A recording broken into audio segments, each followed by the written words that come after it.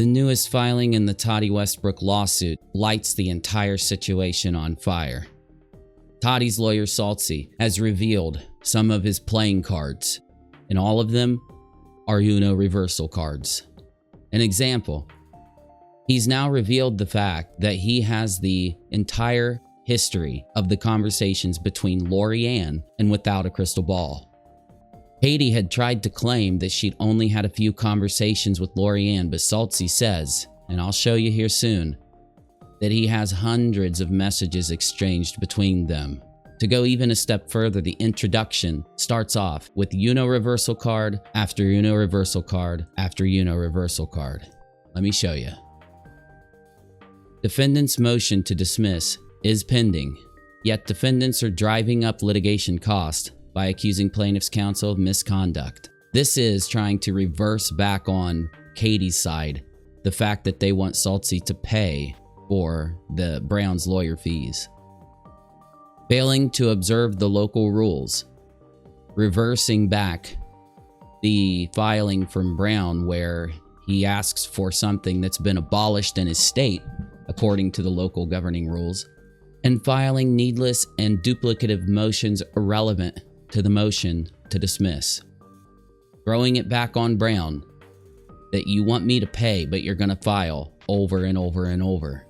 He goes on to say, since the filing the motion to dismiss, defendants have filed 5 additional motions, 3 of which require a written response from plaintiffs, and 1 of which was struck by the court as improper under local court rules. All of the motions were filed within a 30-day period. The next part that I want to show you goes even deeper.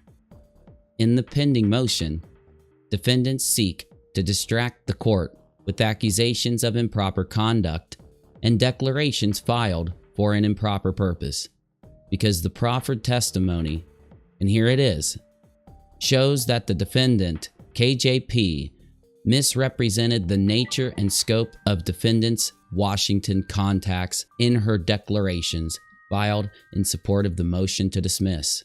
And 2, establishes defendants have sufficient minimum contacts with Washington for this court to exercise personal jurisdiction over them.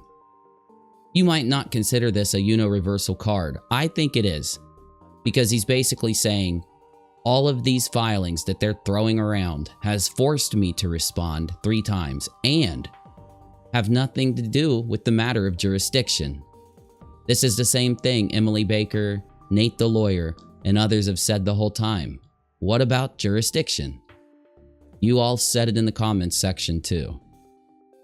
Moreover, defendant's motion for sanctions contain numerous misrepresentations, and he lists all of them and compares them to what he actually said, something I've done in previous videos, which is not the first time defendants have misrepresented or misconstrued facts to the court. So he's firing back on Brown with all cannons.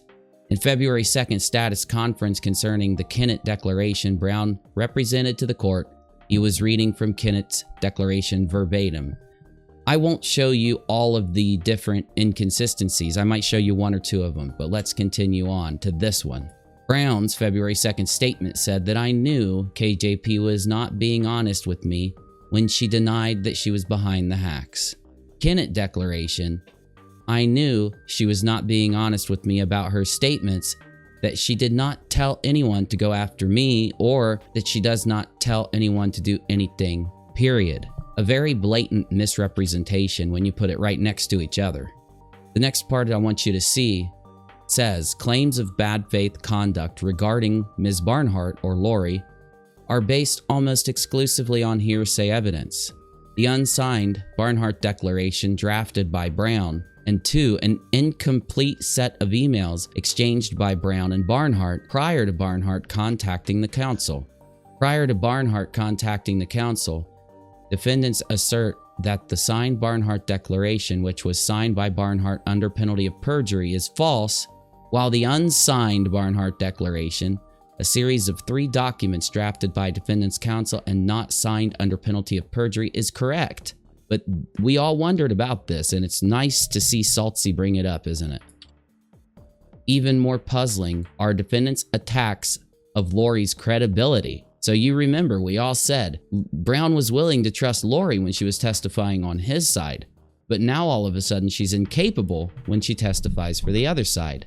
He continues on further into that issue, saying, Mr. Brown himself was fully aware as of December 27th, yet Brown had no concerns, aware of the health issues. As recently as 2 days before the signed Barnhart declaration was filed about Miss Barnhart to testify favorably for the defendants. The counsel's conduct was not in bad faith. The filings were not frivolous, and sanctions, they're not warranted. In another Uno reversal card, you remember Brown accused Saltz of doing things he shouldn't do. Well, this part throws it right back at him. Talking about Lori, I spoke with Saltz today. They are planning to subpoena your Twitter account because they see that you closed your account and think there might be evidence there about your connection to Katie. I did not disclose that you and I are in touch, says Brown to Lori. And I do think this is Saltz throwing it back on Brown. In addressing the issue of whether Lori was represented by Brown or not, he offered multiple occasions to help her respond to the subpoena at no cost. However, Lori advised plaintiff's counsel that she had terminated her relationship with Mr. Brown. She also had told Mr. Brown she was going to call plaintiff's counsel directly. Plaintiff's counsel then proceeded with the interview. This answers that question for us. It's just not there now. Something very simple. Brown should have known this. Why did Brown press the issue? Because Ms. Barnhart had closed her Twitter account. Ms. Barnhart, and this is the fire. This is the nuclear fire, okay? She reinstated the account and gave Saltz access. While on the phone with Ms. Barnhart, Saltz reviewed her account and asked her detailed questions about her numerous communications with KJP. Saltz has all of Lori's communications. This is really heating up. Katie has been on record stating she barely knew Lori and barely communicated with her. She said that because Lori is from Washington. She knows that the judge just might continue with this case there if she had extreme communication with somebody from that state. It seems like Saltz knew what he was doing the entire time.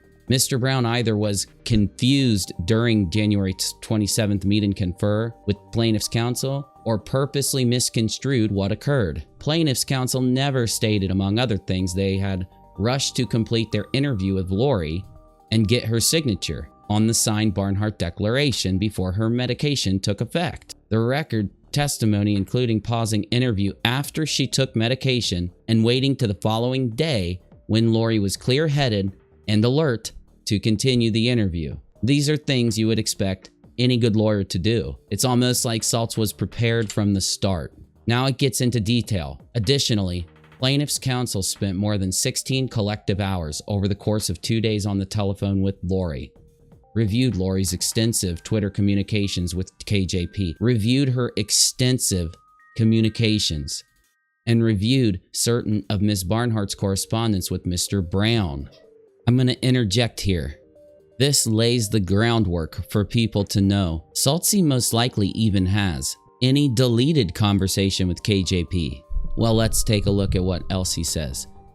Plaintiff's counsel confirmed that the Twitter communications corroborated Lori's testimony relating to KJP. Unsurprisingly, the unsigned Lori declaration is based on substantive misrepresentations of fact. The unsigned. So they can compare what Lori and KJP said to each other to her testimony to Brown or to her testimony with Saltz. They have evidence to show whether Lori was telling the truth on one side or the other. It led me to think maybe Brown and KJP didn't know that Saltz would have access to everything Lori stated.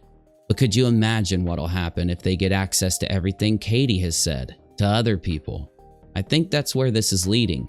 That's why I want to add that in. I think Saltz is going to get access to KJP's Twitter DMs. For the example, the unsigned Barnhart declaration states that plaintiff's counsel threatened her on Twitter to make her a party to the lawsuit, yet no such communication exists. This is where it's going to get pretty crazy, so follow me here. Lori told plaintiff's counsel that the communications were limited to a few brief online conversations unrelated to this matter, when Lori's Twitter account reveals hundreds of interactions. Hundreds. of interactions. Unlike Mr. Brown, plaintiff's counsel spent hours reviewing external documents, just taking shots, just going straight at him. Moreover, Lori's declaration is directly related to the jurisdiction defense raised by defendants in the motion to dismiss and was filed to refute misstatements by KJP regarding defendants' contacts with Washington. It's getting crazy. It is getting crazy. The filing of Lori's declaration was not in bad faith.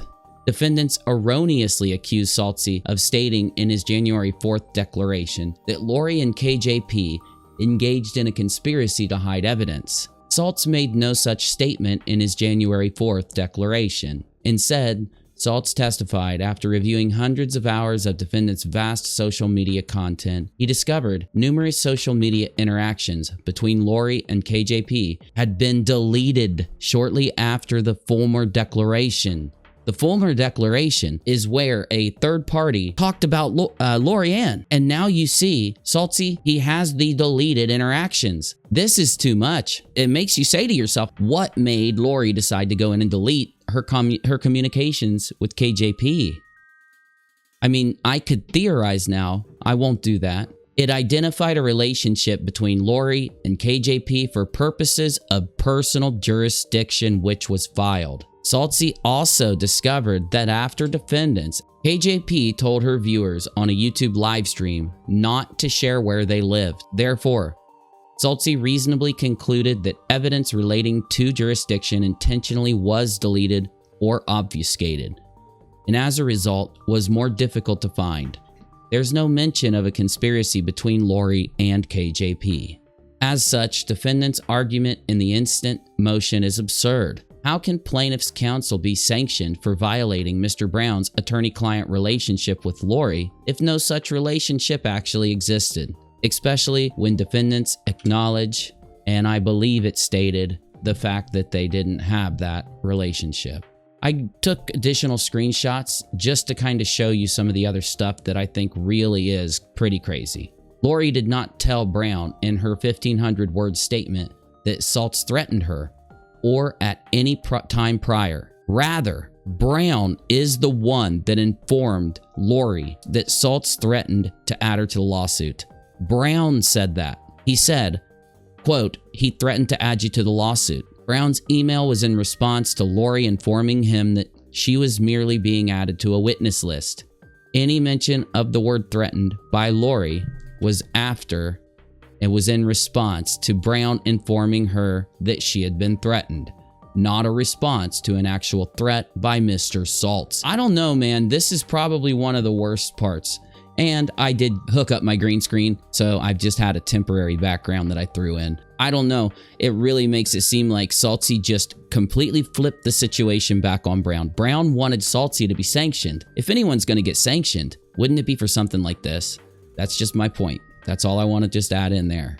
Make sure you can read it. Based on the overall impression that Mr. Brown left with me during my interaction with him during the past few weeks, I cut off all communication with defendant and defendant's attorneys. To be certain, I was shocked and horrified. Defendants and their attorneys, who were apparently supposed to be looking out for my best interests, especially since they said they were representing me in the matter, ignored my express request to speedily take action to correct the record in regard to the false attribution of my employment, which was my fault, says Lori, and instead hide the error from plaintiffs for a tactical advantage. Despite that Brown knew about the error since December 24th, defendants and counsel have apparently done nothing to inform plaintiff's counsel to correct the error, which is expressly against my wishes. Therefore, I reached out to plaintiff's counsel by telephone for the first time on January 12th to give them the foregoing information for the purpose of setting the record straight and inform them for the first time about the issue. Another Uno reversal card though. This one's from Lori saying, Brown, you want to do all this dirty stuff? You want me to lie? You want me to not be comfortable with what I'm signing and saying? I'll tell Saltz. I will go to Vin Diesel myself. He will defend me instead in a fast and furious nature. I'm being so stupid now. To speedily take action to correct the record in regard to the false attribution of my employment. We read that part. Now that goes in to actually show some of the tweets, which I think you should see. I cannot say much because I myself have had a lot of mean things which I take responsibility for, but that doesn't make it excusable. I see it all now. I don't know why they did that last night. It certainly isn't going to help the situation.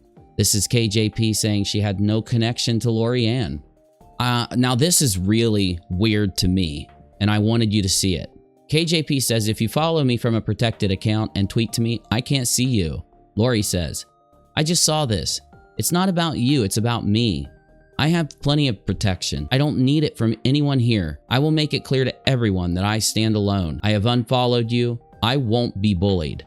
This is, in my opinion, kind of shocking. KJP says, I actually follow you, Lori. It's kind of chilling, isn't it? I don't know if you also take it that way, but I just felt like she was saying, it doesn't matter if you unfollow me. I follow you. It's not going to stop me. That's how I read it. It's my opinion.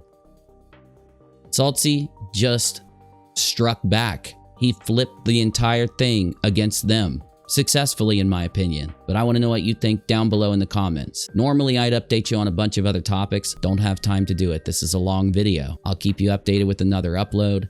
Like, subscribe, share, follow, join the channel, whatever, or not. It's up to you. Ring the bell, though. It really helps out. And I'll see you in the next one.